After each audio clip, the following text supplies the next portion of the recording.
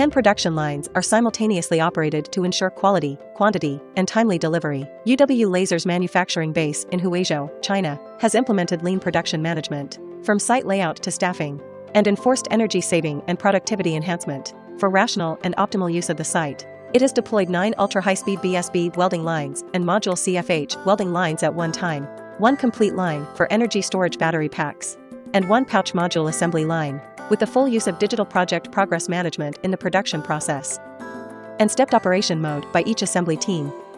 By quickly switching to introduce production management modes such as assembly line operation on non-standard automated production lines.